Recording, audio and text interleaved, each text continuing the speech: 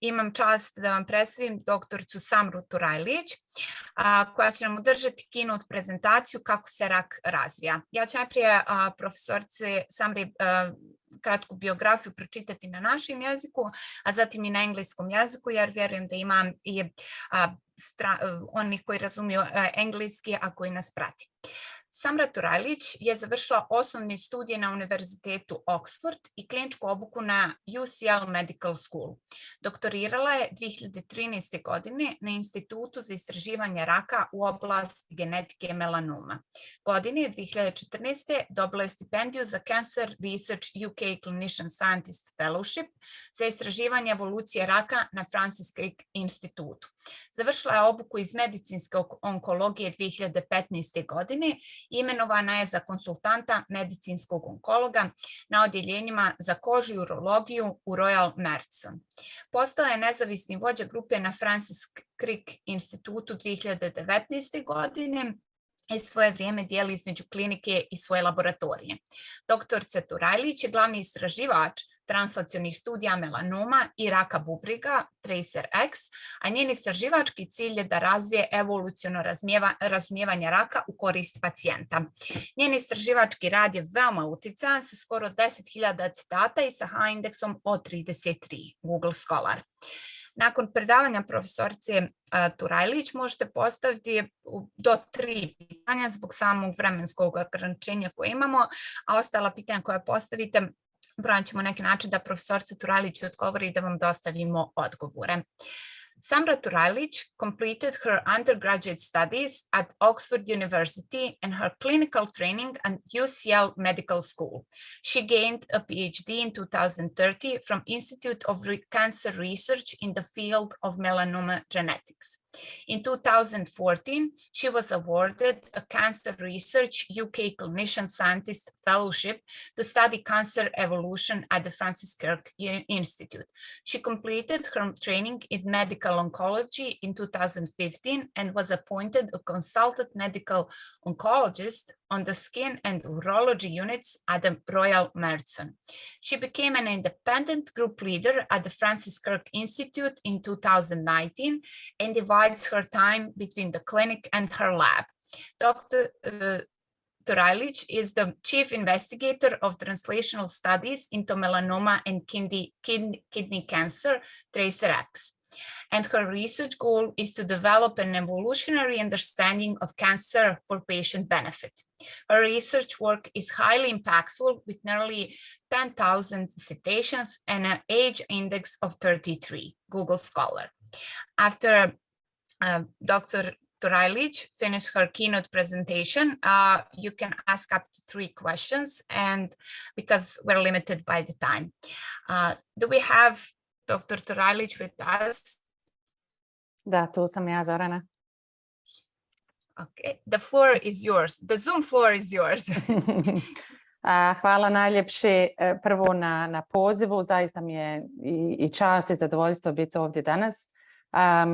Čestitam svim učesnicima. Ovo je nevjerovatna inicijativa i zaista pokazuje koliko ste svi uloženi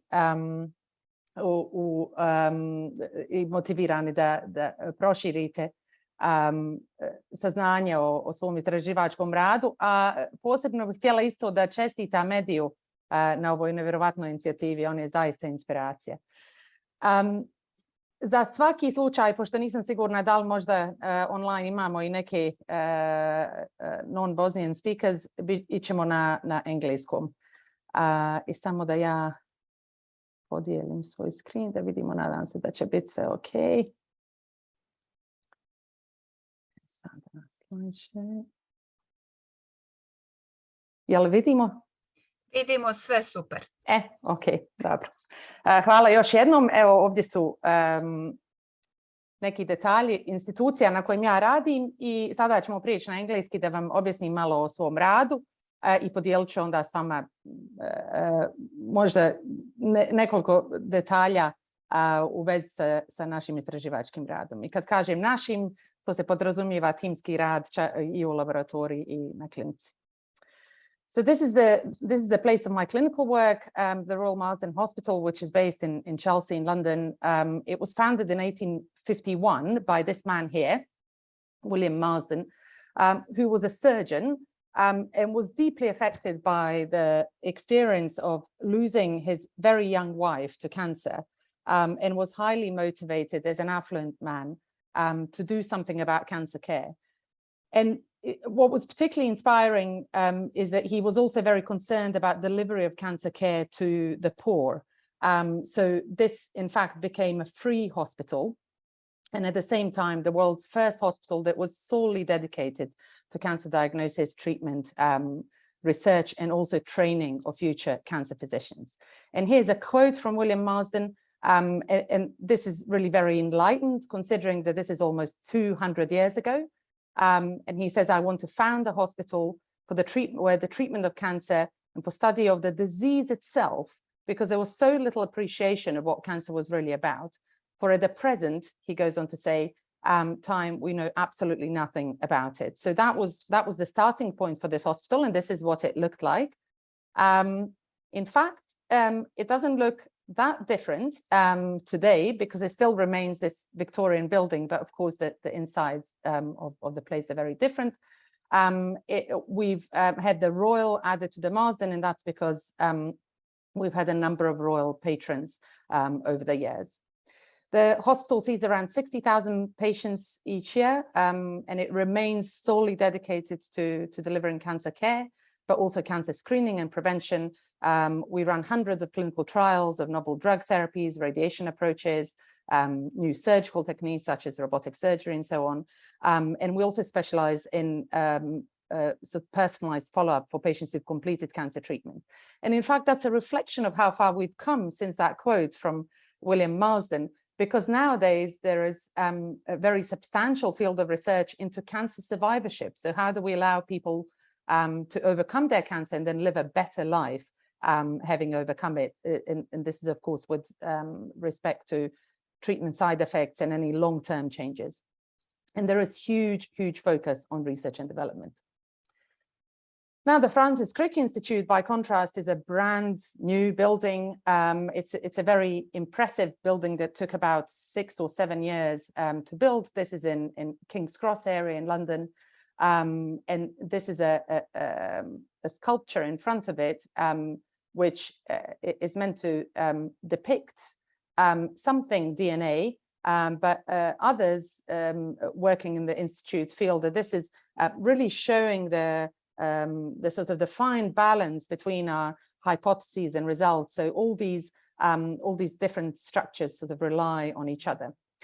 So, of course, the building is named after Francis Crick, who won the Nobel Prize in the 60s for the discovery of DNA helix. And here is a painting of Francis Crick that sits inside the Institute.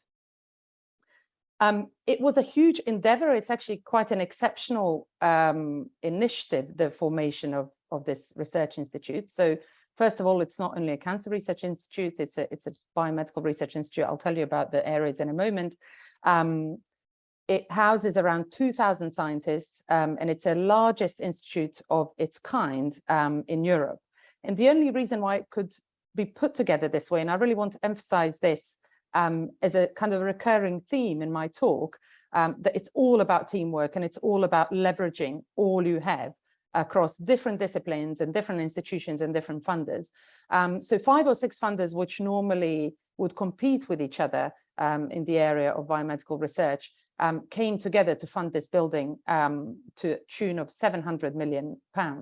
And here's a sort of Oslo-Bojenia equivalent in London, the Guardian newspaper, which reported the Francis Crick's 700 million alter to biomedical science.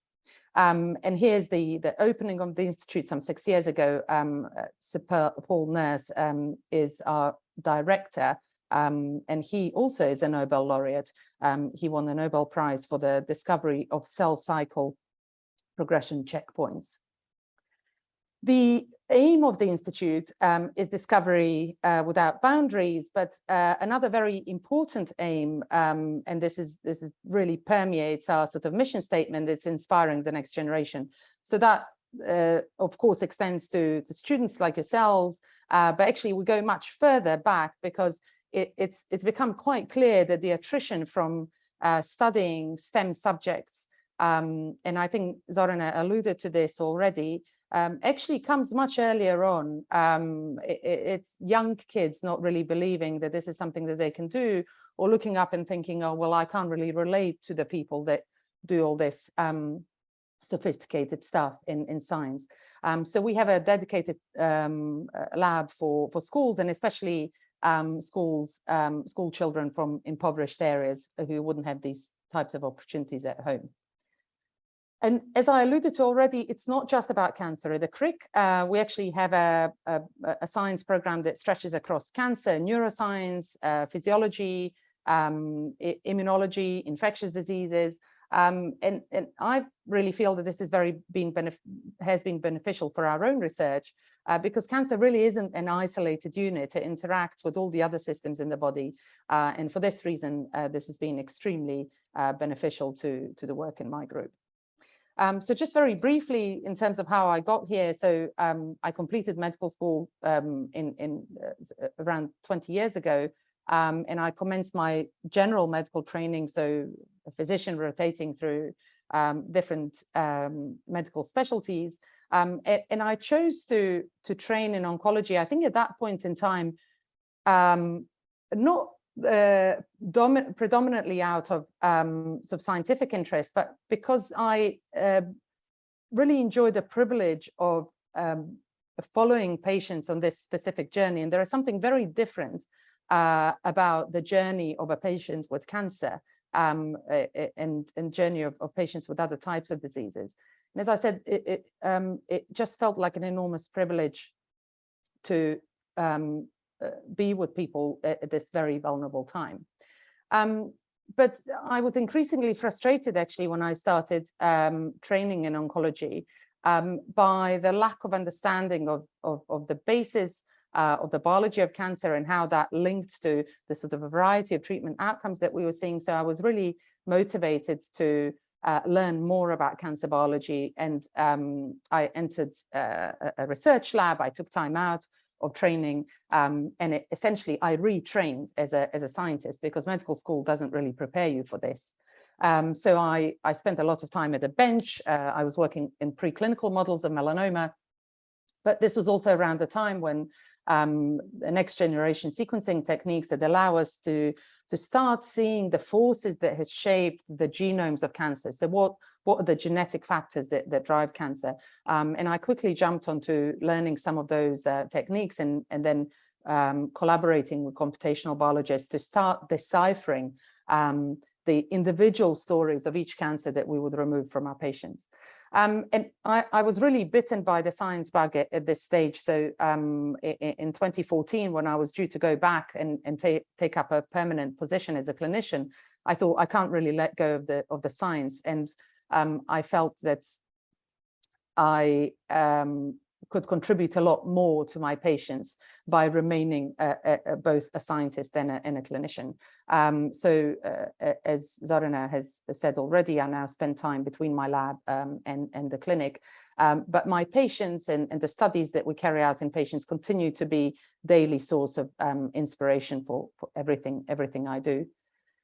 If we map this onto one of the diseases that I treat, so I treat melanoma and kidney cancer, when I started my journey in oncology, and this was part of my frustration, for patients who presented with advanced melanoma, so that's melanoma that's spread to other areas of the body. So melanomas usually arise on the skin from pigment-producing cells, but they have the capacity to go to other areas of the body, and this is referred to as metastases. And at this time, we were treating melanoma patients with chemotherapy, which was completely futile. It produced no benefit at all, and yet we continued to give it to people because it was easier to give something than nothing. And all the clinical trials over the preceding half a century in melanoma had pretty much failed and hadn't shown any clinical benefit in patients. And it was at this time characterized as an orphan cancer. In fact, very few people wanted to treat it as oncologists because they felt that it was just a very depressing sort of palliative care like specialty to be in. And around the time when I was thinking about taking time out to train as a scientist, molecular landscape of melanoma was being mapped finally. And this led to the first molecularly targeted therapy in melanoma. So for the very first time in the history of this disease, we had an effective treatment. And then around the time when I was progressing to a more independent role in the lab, we also had our first successful immunotherapy in the form of immune checkpoint blockade. I won't say too much about this, but this is what I really want to share with you, is that the survival benefit from these discoveries is very, very palpable today in the clinic.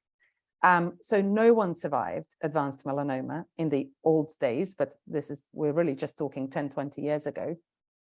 All our patients were succumbing to their disease within months and often dying a very horrible death. Many of those patients very young, in their 20s and 30s and 40s. Nowadays, thanks to this combination of therapies that we have and an increasing armor of therapies, the average survival of patients with metastatic melanoma is over 5 years. And actually, we think that some of these patients are essentially cured, but we need longer follow-up to be sure that their melanoma will not recur. And what's really important to acknowledge when we think about this in the context of discoveries is that all this benefit, all this advance has come from research. It's come from basic research, then translational research, and then clinical research. So we needed next generation sequencing to find out about the molecular landscape. We needed structural biology to figure out how these genetic alterations would be translated into a protein structure. And then we needed pharmacology in order to find inhibitors, so drugs that could potentially disrupt the benefit the cells were receiving from having these genetic alterations. And this sort of journey takes time. It often takes about 20 years. Now, in terms of the immunotherapy, the first discovery regarding the immune checkpoints, which is what stops our immune system from rejecting cancer in the first place, were made in early 90s, and a Nobel Prize was given to Jim Allison, who made the discovery of the immune checkpoint proteins, and two other laureates 3 years ago. And again, that took around 20 years to develop. This cycle is now getting shorter, I think, because we're getting smarter about the discovery and linking it, which is called translation, linking it back to what patient populations we need to be testing these discoveries in. So what is the deal with cancer on the whole in terms of its epidemiological footprint? Well, there are 17 million cases worldwide every year, and almost 10 million people will die. And it's important to talk about preventable cancer, and about a third of all cases are linked to smoking.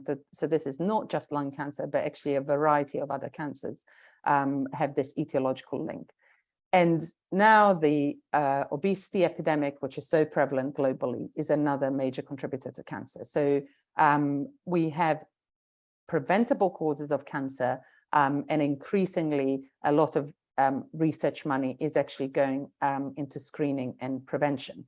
But until we have large-scale public health campaigns about the risks of obesity and smoking on cancer, this could be in vain. In terms of the outcomes, there is a lot that is positive that can be said. 1 in 2 of us will be diagnosed with cancer in our lifetimes, but actually more of us beat cancer than ever before, with the survival doubling with cancer since the 1970s. And there is no better example than the one that I just shared with you in melanoma. So why don't we do better? Why, with everything that we have at our disposal, why can't we cure more people? And why can't we, in those that we can't cure, why can't we control their disease for longer? And one of the potential answers to this is the diversity that exists in cancer. So of course, first of all, cancer isn't just one disease, it's dozens of different diseases. It's primarily defined by which organ or tissue type it arises in. So there is a lot of diversity between different types of cancer. But even if you have two patients that are diagnosed with the same type of cancer, it might even look exactly the same on a radiological image, on an X-ray. It might look the same under the microscope when a pathologist takes a look at it. And yet the way that it behaves in these two individuals is completely different. This person might survive and this person might die. And then there is another more petrifying level of diversity, which is within the same cancer, within one patient. And we now know, it's been very well documented, that there is a lot of divergence from when the cancer is initiated through various stages of progression, and then into the different behaviors such as treatment resistance and metastases. And this is really the reason why cancer therapies fail. So what does this have to do with Darwin? Well, Darwin also studied diversity, and this is what he drew. This is before knowing that the substance that is responsible for inheritance, i.e. genetic material, DNA. He had posited that there is a relationship between all species, so here at the trunk of this tree, and that essentially the differences that are observed between species as a result of this divergence over time into different branches, and he posited that this that had to be a heritable way for these traits to be passed on.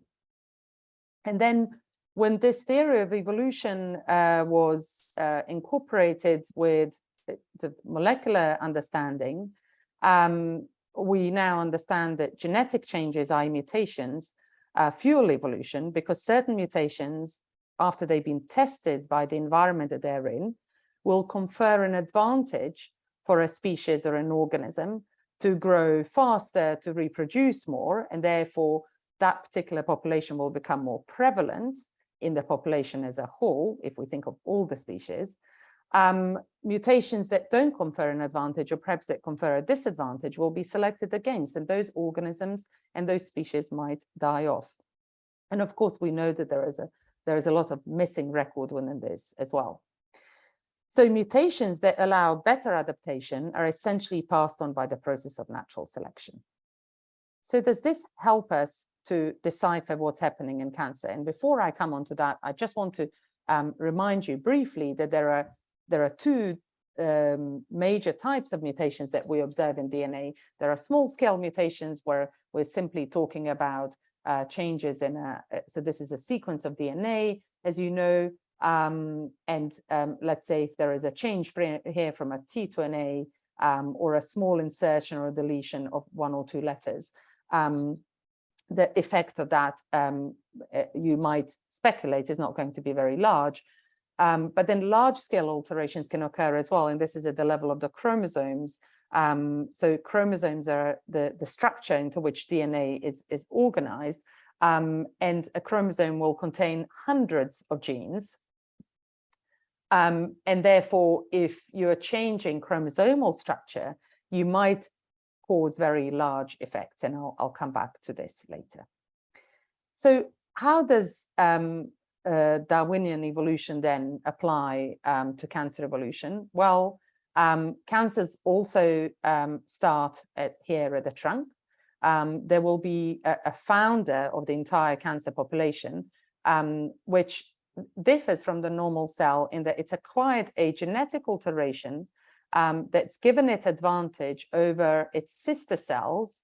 And that advantage is normally that it can grow faster, it can survive in a harsh environment, or it can escape the usual cues that cells have when they're not behaving well. And the cue is usually for the cell to die, and cancer cells find a way to overcome this. Now, over time, this population will grow, and because cancers are inherently genetically unstable, they will accumulate more mutations. Some of these mutations will be what we call neutral, so they don't really have any effect, on cancer growth, but some of them will confer a selective advantage. So let's have a look here. So for example, this population here is changed into green because it's acquired another genetic alteration, and this genetic alteration is favorable, and therefore we now see that this clone is selected and it's expanding more, and the same thing is happening here with this pink clone.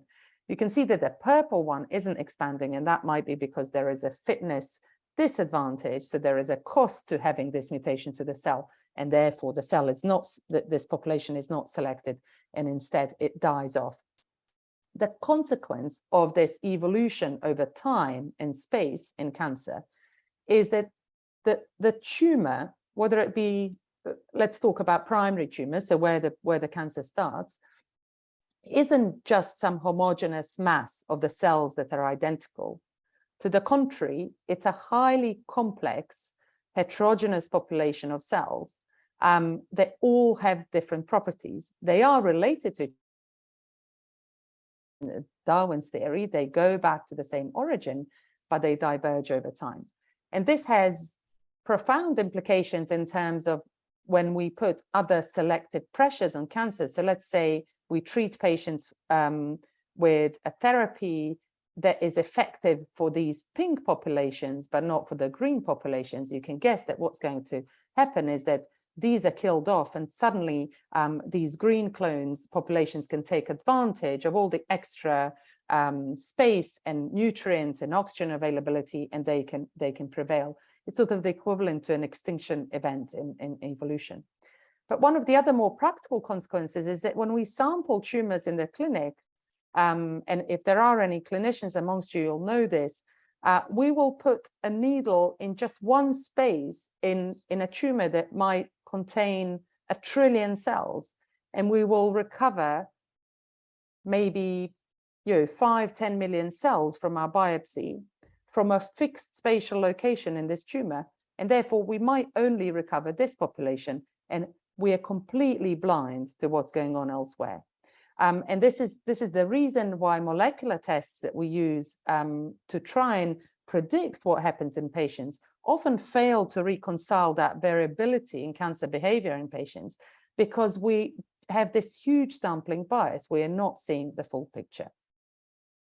Now, is this entirely like species evolution? Well, actually not really, because species evolution obviously happens over millions of years. Cancers evolve over 10, 20, 30 years over a person's lifetime, and therefore they need shortcuts. So in some ways, cancers are a sort of a primitive version of species evolution. The population size in cancer is huge. I've just told you some tumors might contain 1 trillion cells. So in this way, actually, cancer evolution is much more akin to evolution of bacterial species, for example. Cancer has profound levels of genome instability, and that's usually because cancers will select for mutations in those genes that are normally responsible for guarding the genome and keeping it stable.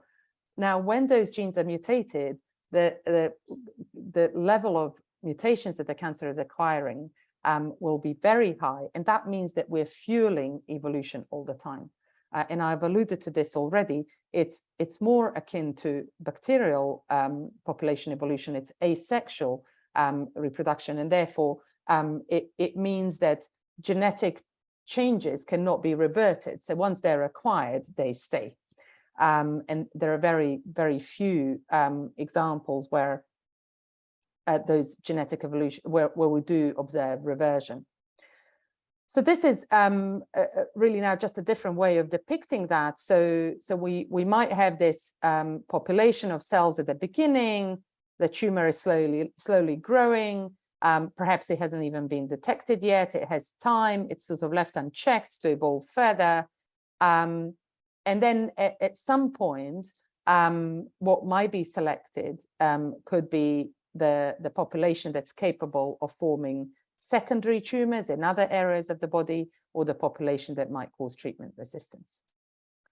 Now, just jumping back to evolution of species, yes, there is a lot of diversity, but actually there is a lot of commonality as well. And I know we have some Australian listeners or listeners in Australia. So here is an example of placental mammals, which have evolved in Europe, and then marsupials, which evolved in Australia. So there's a complete geographical separation of evolution of these species.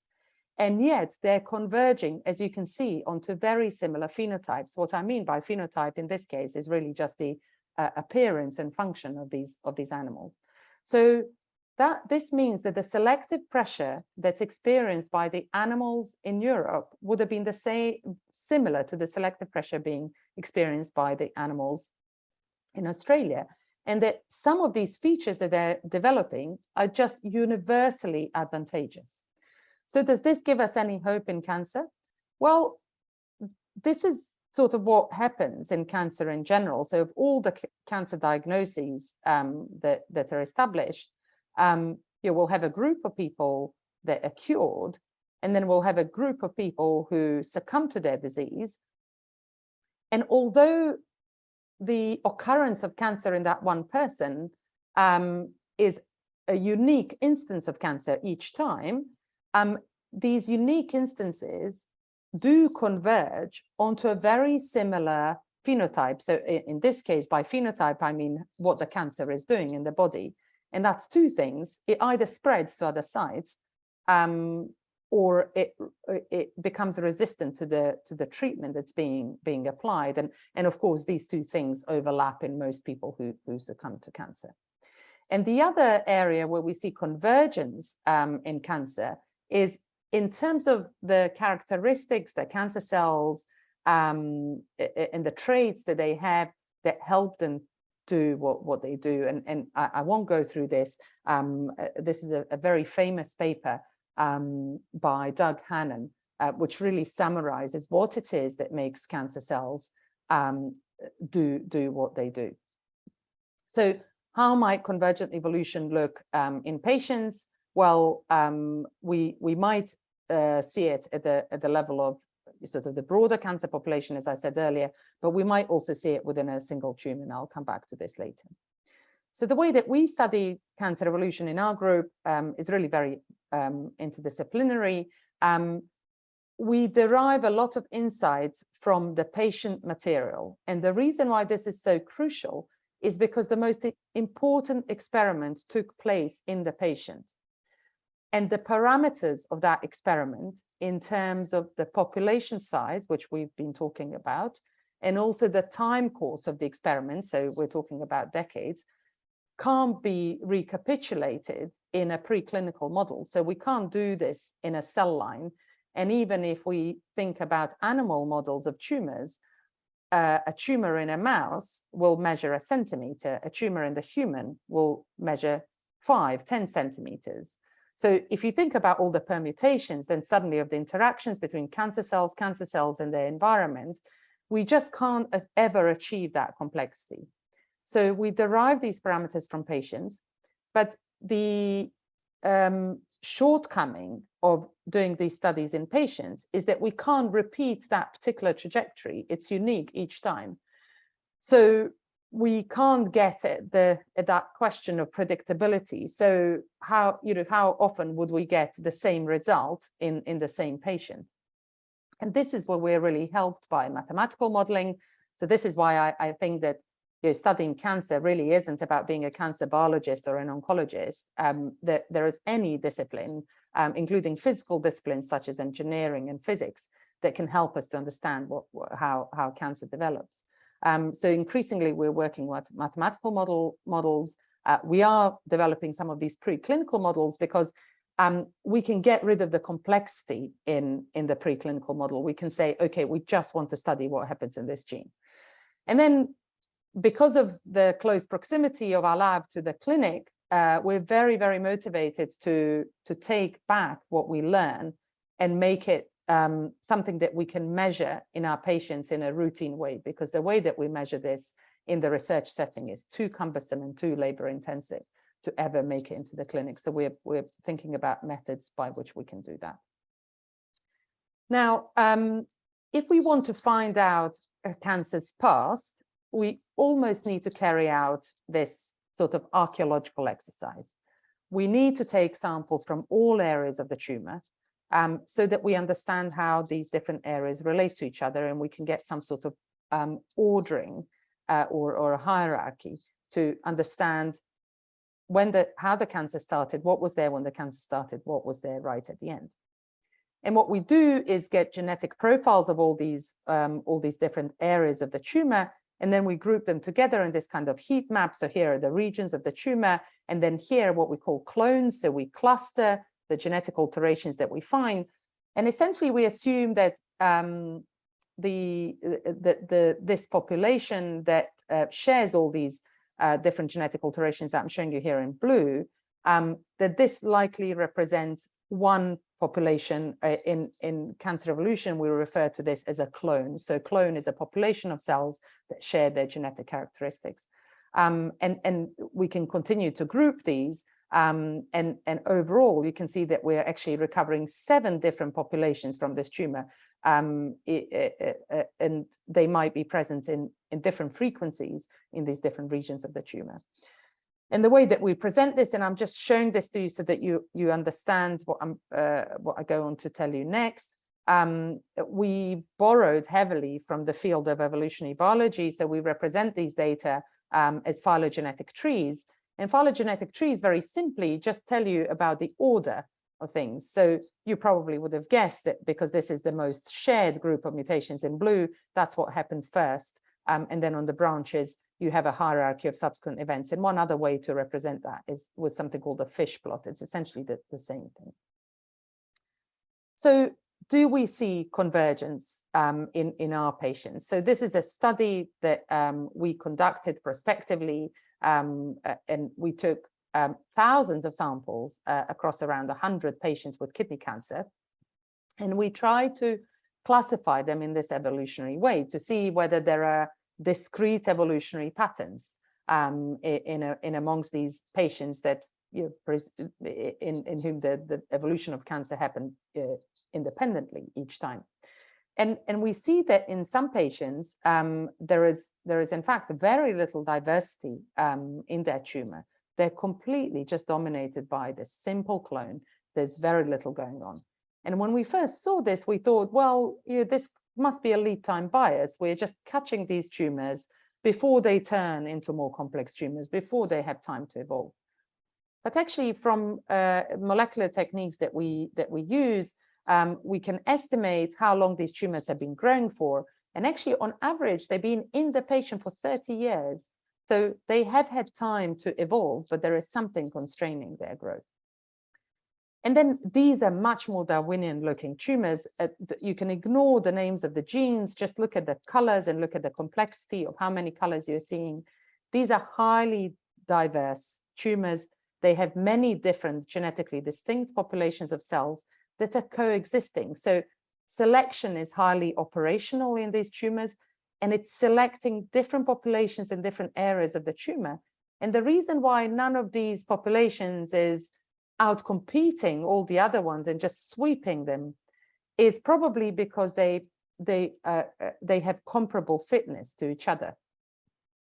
Now, the other thing that we see in these tumors that are made up of multiple populations of cells is evidence of parallel evolution. So parallel evolution is when we see alterations in the same gene happening in parallel. So they're independent of each other in different areas of the tumor. So in this case, the gene is called SETD2, and different colors represent different mutations. So this gene is being selected for repeatedly across different areas of the tumor. So the selective advantage of having this mutation must be very substantial.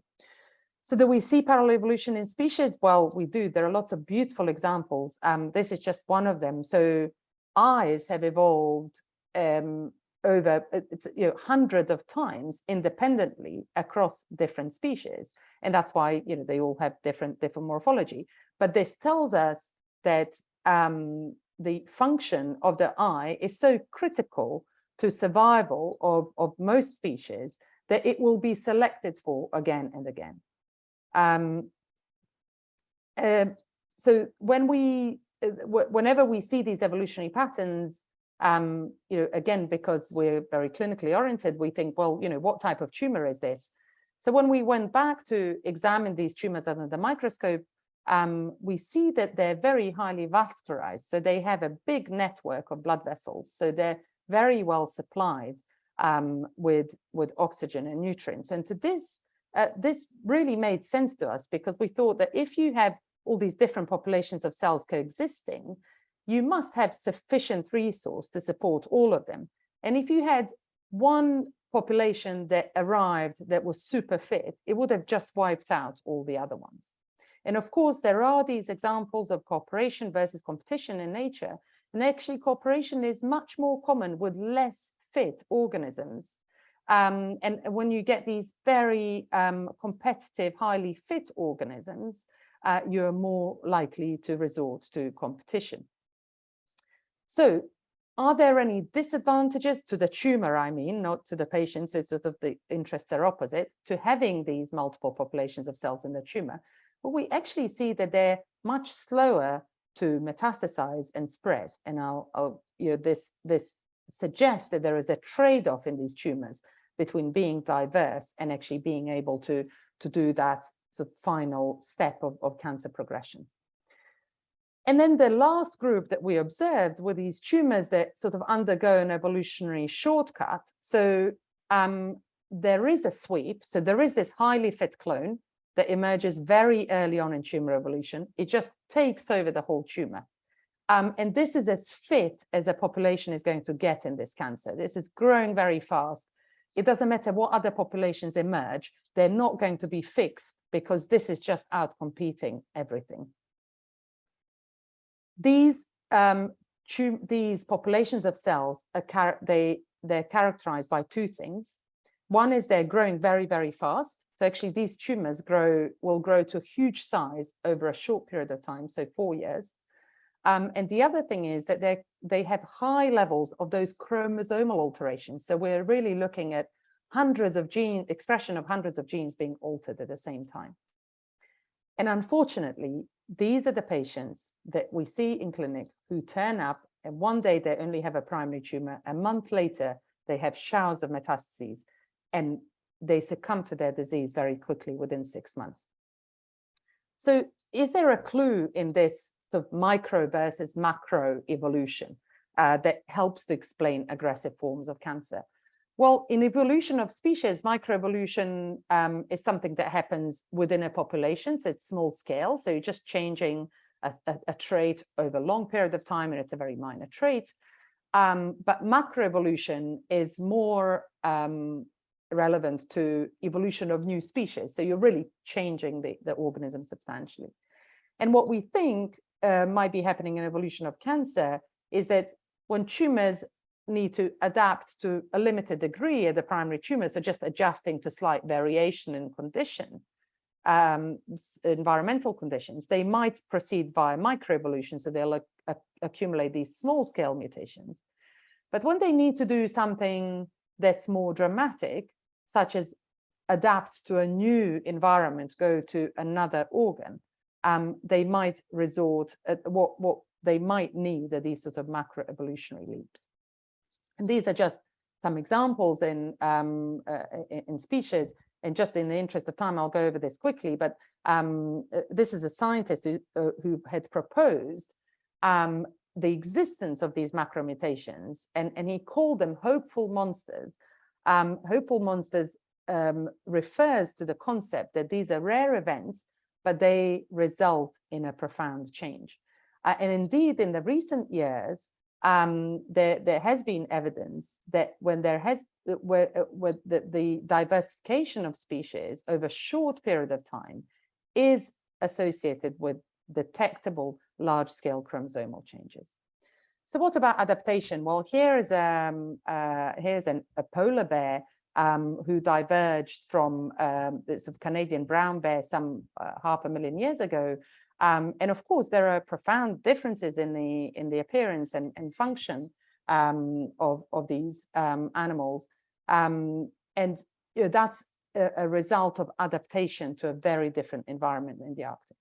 And as I'd alluded to already, when we look at metastasis, it can also be seen as an evolutionary process. So the cells from the primary tumor have to detach from the primary tumor, enter into the bloodstream. The bloodstream is full of predators. Immune cells are there to try and mop up these metastatic cells.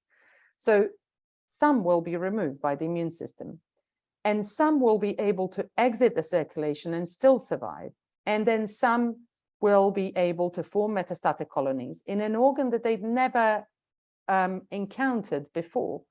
And hence, for this reason, when we say that a primary tumor is made up of these very diverse populations of cells, we also are mindful of this bottleneck that occurs when we go to metastases. And when we map what's happening in metastases, it's often just a single one of these, a hopeful monster, if you like, that can make it into metastases. So metastases is actually a fairly inefficient process. So when we've looked at this in the context of kidney cancer, we were able to assess the properties of populations that can metastasize and can't metastasize, and I've probably given away the answer already. But when we look at those populations of cells that can make a metastasis, they grow faster, they associate with immunosuppression, and they're characterized not by having more mutations, small-scale mutations in genes, but those large-scale chromosomal alterations. And if you think about all those different steps that these cancer cells have to go through in order to form a metastasis, it makes sense that it can't be just one mutation that does all that, but large-scale changes that affect many, many different genes. And just in the last 2 minutes, I just want to show you a case example, so to leave you with a clinical context here. So this is a post-mortem study that we're doing with melanoma patients, and this is a patient who unfortunately died from their disease, and it was very dedicated to the idea of advancing research and advancing understanding of this disease, and therefore donated their body for research after death. And this patient had a brain metastases, and then they had this huge amount of disease in their chest. And when I won't talk you through all the analyses that we did, but this is essentially the phylogenetic tree of this patient's cancer. And you can see that the brain metastases is on one branch, and then everything else that it's in the chest is really dominated by this red clone. So we really wanted to know what is the difference between this here and this, which caused so much disease throughout the chest. And the difference was that these clones here, these populations here, had doubled their genome. So that means that instead of having a normal number of chromosomes, they doubled every single chromosome. And what that allowed those populations of cells to do is to tolerate a lot of large-scale alterations. It increased their tolerance for that. And again, we always link back to what's happening clinically in patients. So this was reflected in the therapy response in this patient. So here's the chest disease. So black is air, so we should be seeing black in the lungs. You can see in this other lung here, there is no air at all. This patient's chest is full of cancer. Here's the brain metastases. You probably can't even see it. It's absolutely tiny. It's not doing very much. We treated this patient with the targeted therapy. All the disease went away. And then within 1 month, through evolution of resistance, the disease came back. And it almost ended where it was. But the brain metastases wasn't doing anything. So I will just leave you with the conclusions, and I hope that I've made a good case to convince you that cancers represent essentially an ecosystem which is made up of host cells and different populations of cancer cells.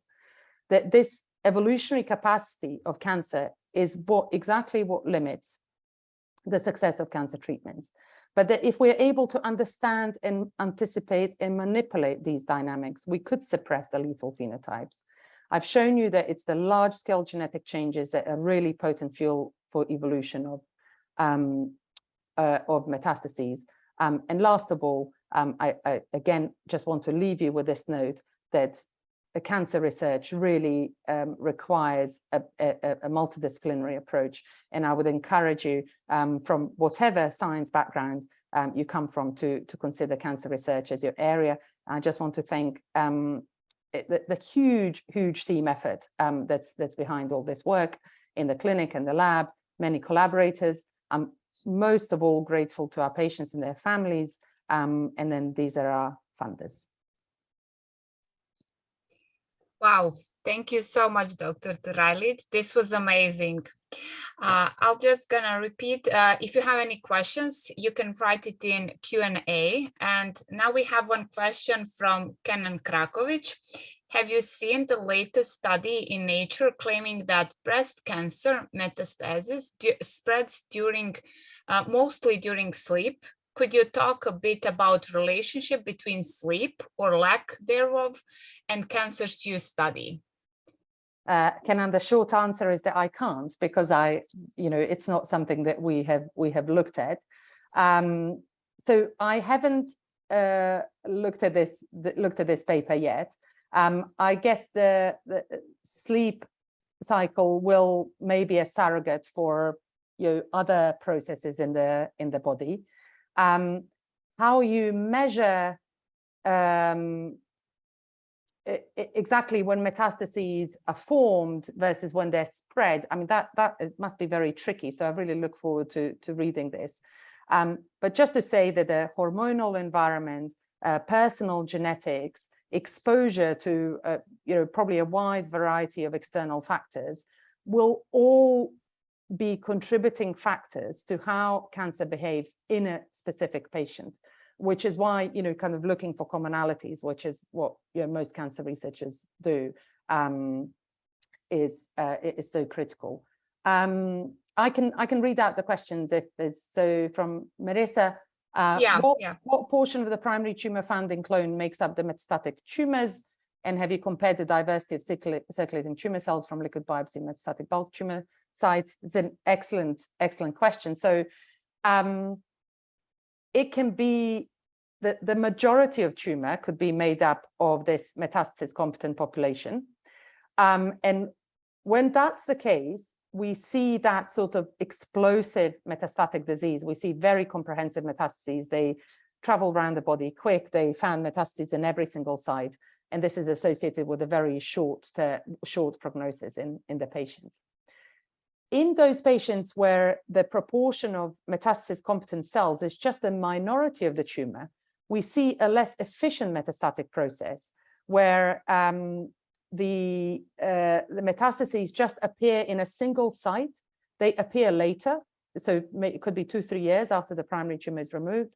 They might appear in a single site or in a very small volume metastases confined to a single organ. So that would suggest that there is something constrained about those tumors where the metastatic population is a minority. Now, what's the explanation for this? Well, a very boring explanation could be that this is just a numbers game. If you have a large primary tumor where every single cell is capable of making a metastasis, you're going to be much more efficient. If it's just a minority, you will be less efficient. But I mentioned during my talk this idea of the trade-offs in having multi-clonal, so diverse populations. Sometimes this has been seen in viral populations. You can actually constrain that highly fit clone by having lots of other less fit clones around it. And that's something that's referred to as clonal interference. We're interested in studying this mechanism because, as you can imagine, if we can lessen the metastatic competence in these patients, that could be therapeutically exploited. Liquid biopsies, of course, are one way of measuring these dynamics, both as a snapshot in time, but then over time as well. It's hugely promising. Unfortunately, in the context of kidney cancer, there is just not enough cell-free tumor DNA in the blood. These cancers just don't release that much DNA into the circulation for us to do it that way. But certainly that's one way of doing these studies. Marko, zanima ga koliko je implementiran CRISPR gene editing kod liječenja tumora. Ja ću na engleskom odgovoriti za benefit sviju. CRISPR is an incredible research tool that's now accelerating the way that we do gene screens, for example, for therapeutic targets and so on. So it has been transformational for cancer research, but I think we're quite far off it being a therapeutic tool. Yes, so from Hannah, how close or far are we from being able to anticipate and predict the evolution of tumors? What tools do you think will be used to predict them? Well, actually, liquid biopsy could be one tool. I think what's really limiting us at the moment is the way that we approach understanding cancer molecularly in the clinic, which is through this single biopsy sample, which is hugely unrepresentative. So one study that we have going at the moment, which is a method development study, is to actually homogenize the leftover surgical tissue into a well-mixed mass to create a more representative sample. This is much more akin to taking a blood sample from a patient with blood cancer, where you always get a representative, well-mixed population.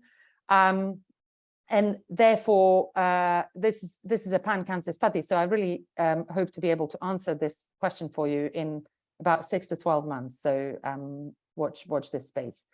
And then from Bessie, how has the research changed how cancer is treated currently? Has it become routine to conduct multi-site biopsies on other cancers?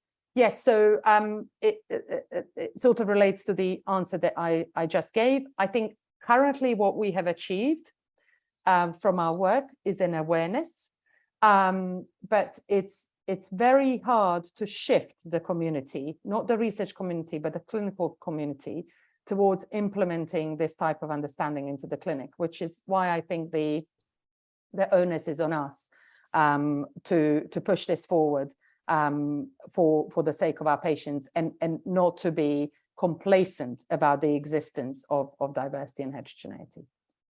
Thank you so much, Dr. Turajlic. I think that you had more than 3 questions. It was really interesting, and we're so happy to have you here.